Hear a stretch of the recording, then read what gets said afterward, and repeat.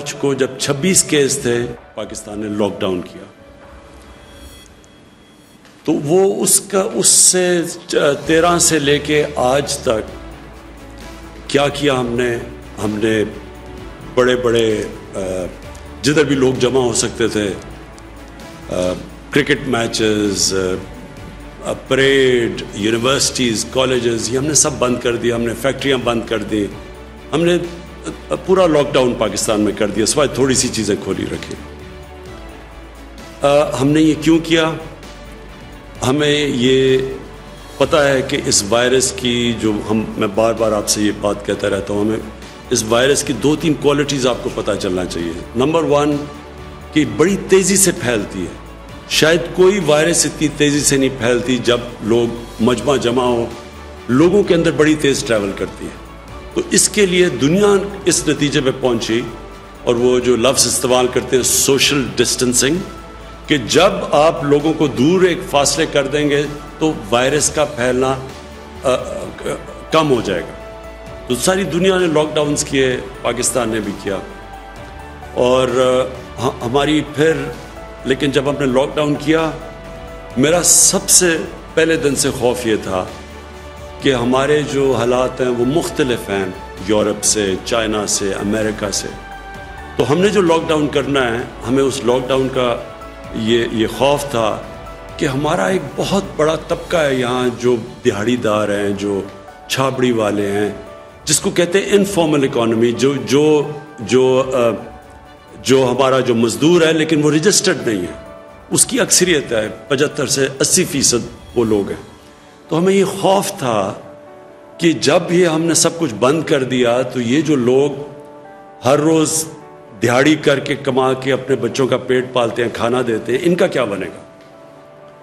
لیکن ہم ساری دنیا میں فالو کر رہے تھے کہ کیا حالات ہیں اور کیسے پھیلتی جا رہی ہیں. اور اب سب کے سامنے آپ نے ٹی وی پہ دیکھا ہوگا کہ دن میں ہزار لوگ مر رہے تھے. امریکہ میں 2000 لوگ دن میں مر رہے تھے.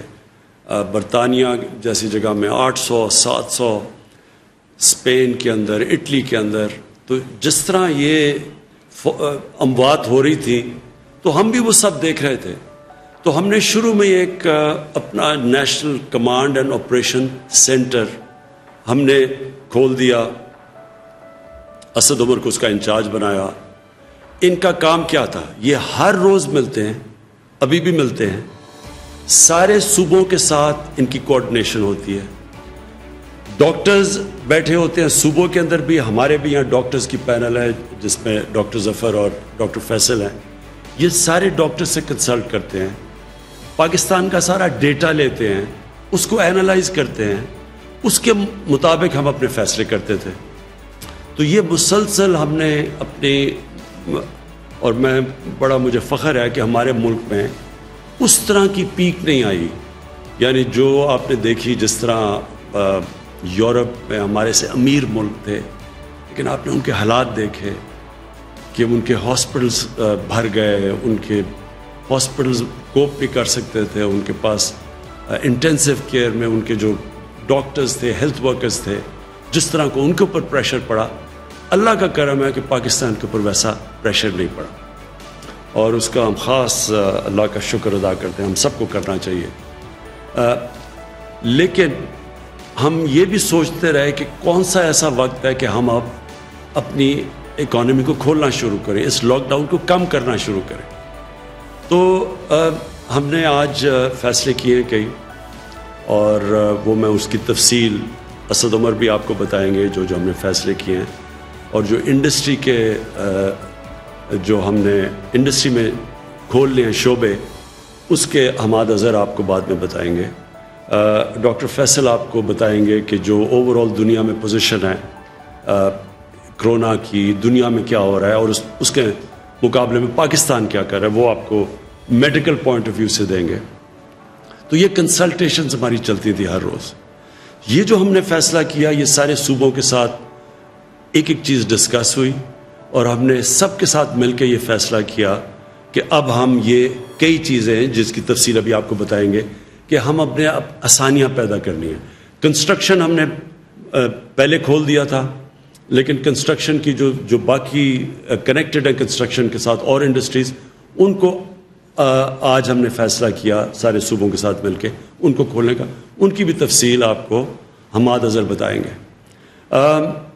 یہ میں پھر سے کہہ دوں کہ یہ کیوں ہم یہ سٹیپ لے رہے ہیں، حالانکہ پاکستان میں جو کرو ہے وہ آہستہ آہستہ اوپر جا رہی ہے. یعنی جو ہمارے جو اموات ہیں، جو ہماری فوتگیاں ہیں، وہ بڑھ رہی ہیں، لیکن آہستہ بڑھ رہی ہیں. یہ تو ہمیں پتہ تھا بڑھنی ہے. ہمیں صرف جو خطرہ تھا وہ یہ کہ وہ اتنی تیزی سے نہ بڑھیں کہ ہمارے ہاسپٹلس کے اندر جگہیں ختم ہو جائیں، اور جو بستر ہم نے خاص طور پہ کرونا کے مریض جن کو شدید بیماری ہوتی ہے ان کے لیے جو رکھے ہوئے ہیں وہ سارے بستر نہ ختم ہو جائیں. پہلے ہماری ہیلتھ فیسلٹیز یورپ کے مقابلے میں اتنی نہیں تھیں، تو اس لیے یہ سارا وقت ہمارا خدشہ تھا. تو یہ ہے خطرہ کہ آگے جا کے بڑھ رہی ہیں، آہستہ آہستہ اوپر جا رہی ہیں، کرو اوپر جا رہی ہے. تو یہ ہو بھی سکتا ہے. تو یہ لوگ ہمارے سے پوچھتے ہیں کہ جی آپ یہ کیوں فیصلہ کر رہے ہیں؟ تو میں آپ کو اس کی تفصیل ڈاکٹر فیصل کو کہوں گا آپ کو بتائے. لیکن آج ہم یہ کہہ ہی نہیں سکتے کہ یہ کتنی دیر لگے گی. ہماری پیک جاتے جاتے 1 مہینے میں پیک آئے گی، 2 مہینے میں آئے گی، 3 مہینے میں آئے گی، ہم آج نہیں کہہ سکتے. دنیا بھی یہ نہیں کہہ سکتی. جن کی کرو فلیٹ بھی ہو گئی ہے وہ یہ نہیں کہہ سکتے کہ وہ جب یہ لاک ڈاؤن کھولیں گے تو وہ پھر سے اوپر نہ چلی جائے. اور ویسے بھی کئی دفعہ جس طرح اسپینش فلو آیا تھا 100 سال سے زیادہ پہلے، تو اس کی پھر ایک کے بعد دوسری بھی پیک آئی تھی. تو یہ بھی کوئی نہیں اس وقت بیٹھ کے کہہ سکتا. لیکن ہم کیا فیصلہ کر رہے ہیں، میں صرف آپ کو یہ سمجھانا چاہتا ہوں کہ ہم نے یہ جو آج فیصلہ کیا ہے لاک ڈاؤن کو کھولنے کا، اور میں یہ واضح کر دوں لاک ڈاؤن سیٹرڈے سے کھلے گا، کل سے نہیں کھل رہا، سیٹرڈے سے انشاءاللہ پرسوں سے لاک ڈاؤن کھول رہے ہیں فیزز کے اندر، جو آپ کی تفصیل بیان کریں گے. یہ ہم کیوں کر رہے ہیں؟ یہ ہم اس لیے کر رہے ہیں کہ ہمارے ملک کے اندر لوگ بڑی مشکل میں ہیں اس وقت. چھوٹے دکاندار مشکل میں ہیں، جس طرح میں نے پہلے کہا دہاڑی دار مشکل میں ہیں، رکشہ ڈرائیور، ٹیکسی ڈرائیور، یہ جو لوگ محنت کش لوگ ہیں جو ہر روز محنت کر کے اپنے بچوں کا پیٹ پالتے ہیں، یہ سب مشکل میں ہیں. سفید پوش مشکل میں ہیں. کئی اسمال اور میڈیم انڈسٹری جو اکثریت روزگار دیتی ہے لوگوں کو، ہمیں یہ خطرہ ہے آج کہ بند ہی بالکل نہ ہو جائے. ان میں سے کئی اس کے بعد جب لاک ڈاؤن کھولے تو یہ بالکل ہی ختم نہ ہو جائے، اس کا ہمیں خطرہ ہے. اور ہم جو حکومت ہے، ہم نے پاکستان کی تاریخ میں سب سے بڑا پیکیج دیا، ریلیف پیکیج دیا لوگوں کے لیے. احساس کے اندر کبھی بھی اتنا زیادہ پیسہ اتنے کم ٹائم میں اتنے زیادہ لوگوں کو کبھی بھی پاکستان کی تاریخ یا کئی ملکوں کی تاریخ میں یہ پاسبل نہیں تھا جتنی تیزی سے ہم نے دیا، خاص طور پہ ڈیولپنگ ورلڈ کے اندر. لیکن آگے یہ ہم کتنی دیر کر سکتے ہیں؟ گورنمنٹ نے ابھی ہماری ٹیکس نیچے آ گیا ہے لاک ڈاؤن کی وجہ سے، تقریباً 35% ٹیکس ہمارا کم ہو چکا ہے، ہماری ایکسپورٹس کم ہو گئی ہیں. تو گورنمنٹ کے پاس پہلے ہی پیسہ کم ہے، وہ پہلے ہی ہم نے خرچ کر دیا. جس طرح وہ سب سے جو لوگ مشکل میں تھے، تو ہم کتنا اور پیسہ دے سکتے ہیں؟ اس وقت تو سارے جتنے بھی شعبے ہیں سب مشکل میں ہیں. ریسٹورنٹس والوں سے ڈیمانڈ آ رہی ہے، ادھر وہاں ان کی دکانیں، ان کے ریسٹورنٹس بند ہو گئے ہیں. وہاں جو کام کرتے ہیں ویٹرز، وہ سارے گھروں پہ چلے گئے ہیں. کئی دیہات سے لوگ جو شہروں میں آ کے کام کرتے تھے وہ دیہات میں واپس چلے گئے ہیں، اور وہ ان کے پاس اس وقت حالات بہت برے ہیں ان کے.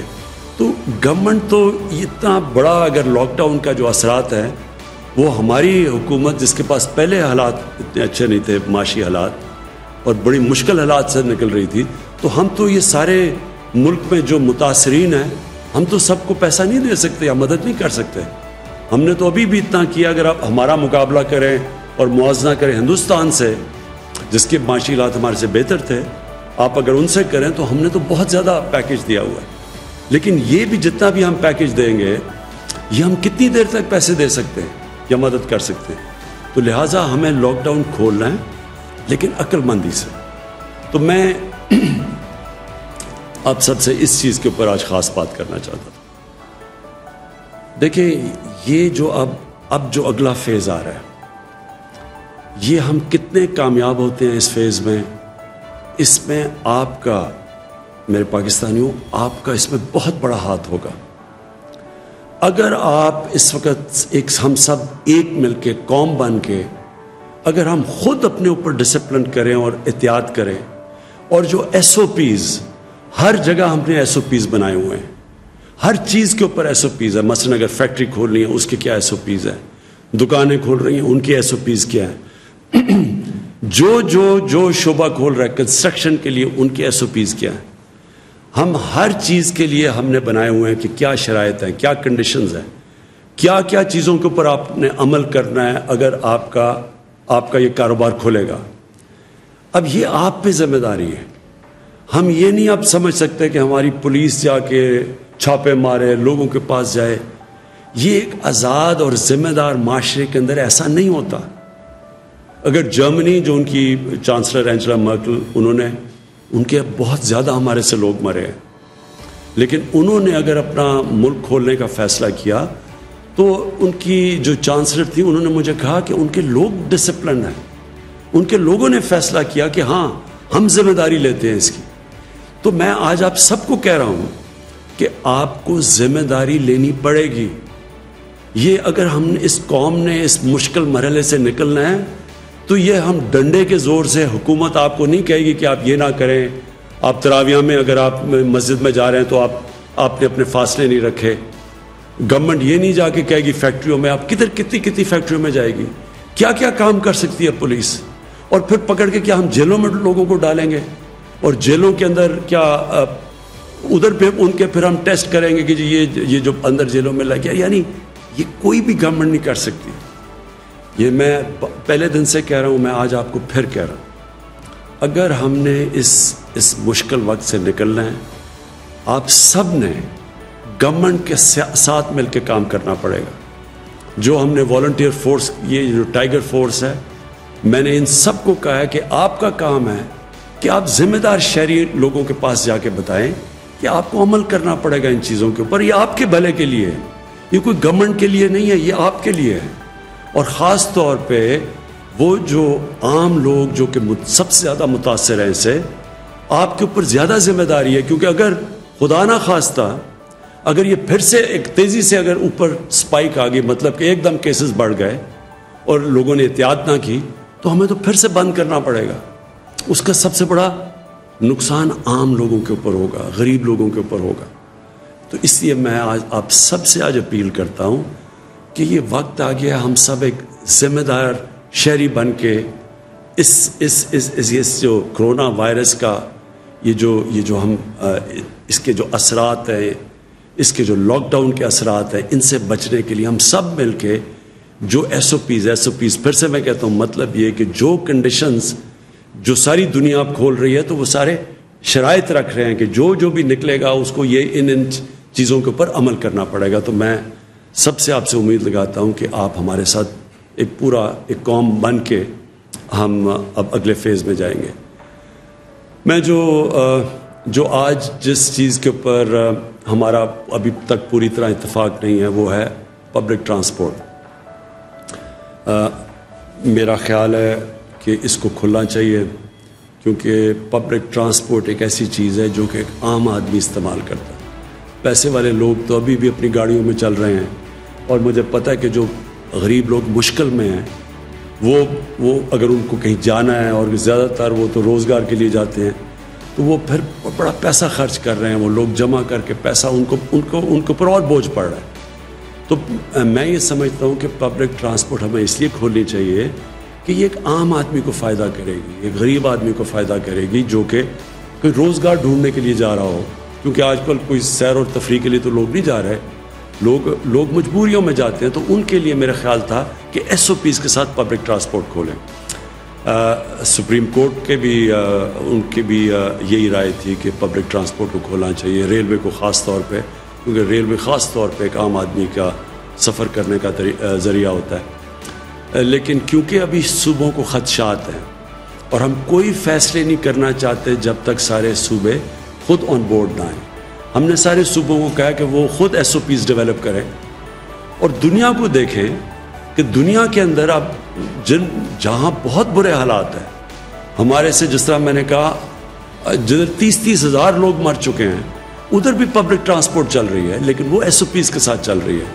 تو ہم اپنی یہ جو ہمارا NCOC ہے اس کے اندر میں نے ان کو اسد عمر کو کہا ہوا ہے کہ سارے صوبوں سے کنسلٹیشن رکھیں، ہر روز اس کے اوپر بات کریں اور کوشش کریں کہ ہم اپنے عام لوگوں کی زندگی آسان کریں پبلک ٹرانسپورٹ کو چلا کے، لیکن ایس او پیز کے ساتھ.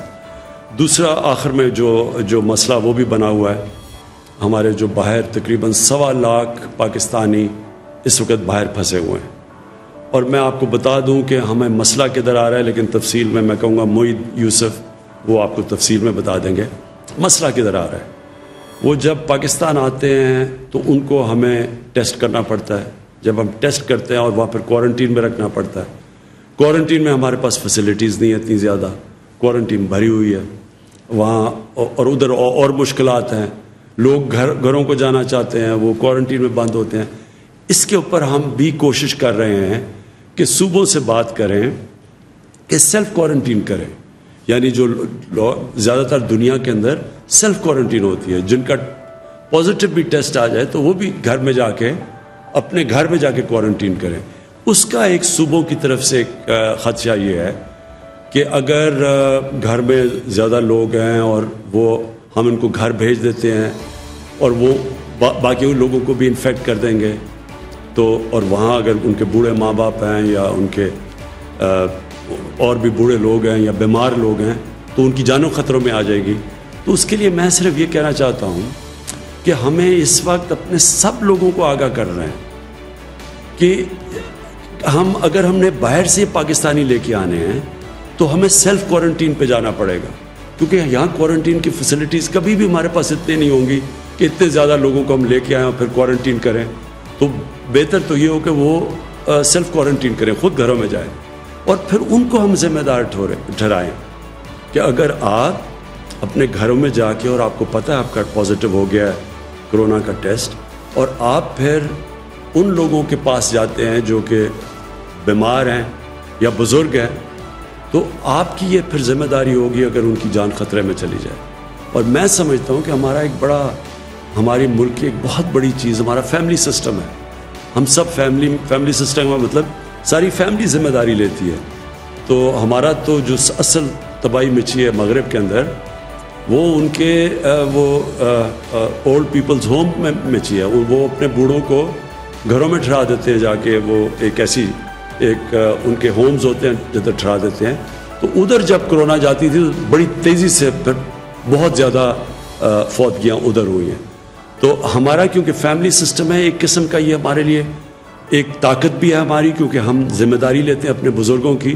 لیکن دوسری طرف یہ ایک خطرہ ہے کہ جو لوگ نوجوان جن کو اگر ٹیسٹ پازیٹیو بھی ہو جائے ان کو تو کوئی فرق نہیں پڑے گا، لیکن خطرہ یہ ہے کہ ان کی وجہ سے ان کے بزرگوں کو اور بیماروں کو ان کی جان خطرے میں جا سکتی ہے اگر وہ ذمہ دار نہ ہوں.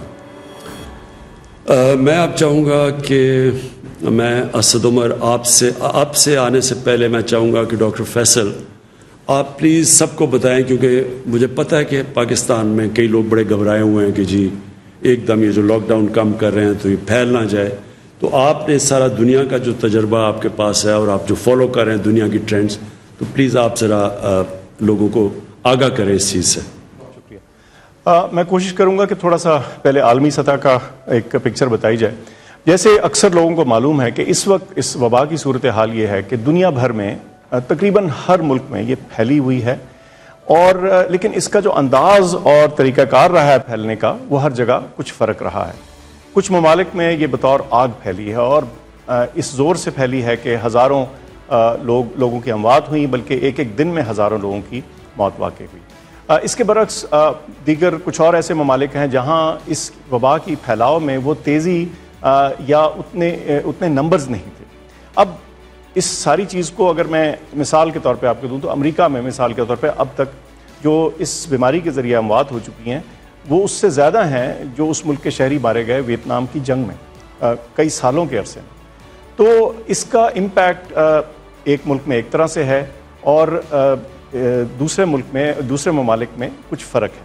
اب بہت ضروری ہے کہ اس کو ہم پاکستان کے کانٹیکسٹ میں اور اپنے نیشنل نمبرز کو دیکھ کے کچھ فیصلے کریں اور ان کے ذریعے کچھ نتائج جو ہیں اخذ کریں۔ اس میں کوئی شک نہیں کہ پاکستان کے اندر بھی جو ٹیسٹ پازیٹیو آ رہے ہیں ان میں ہر روز اضافہ ہو رہا ہے۔ کچھ تو وجہ یہ ہے کہ ہماری ٹیسٹنگ کیپیبلٹی بڑی ہے، ہمارے ٹیسٹ بڑے ہیں۔ مثال کے طور پہ اب ہم 10,000 سے زیادہ ہم نے ٹیسٹ کیے ہیں گزشتہ 24 گھنٹے میں، لیکن اس میں کوئی شک نہیں کہ جو ان میں پازیٹیو کی شرح ہے اور جو ٹوٹل تعداد ہے اس میں ضرور اضافہ ہوا ہے۔ لیکن اور اس کے ساتھ ساتھ ایک اور بہت اہم اسٹیٹسٹک ہے جس پہ ہم روزانہ نظر رکھتے ہیں، وہ اموات ہیں، ہر روز کی جو ڈیتھس ہیں، اور پچھلے 2 دن میں 38 اور 40 یہ فگر رہا ہے۔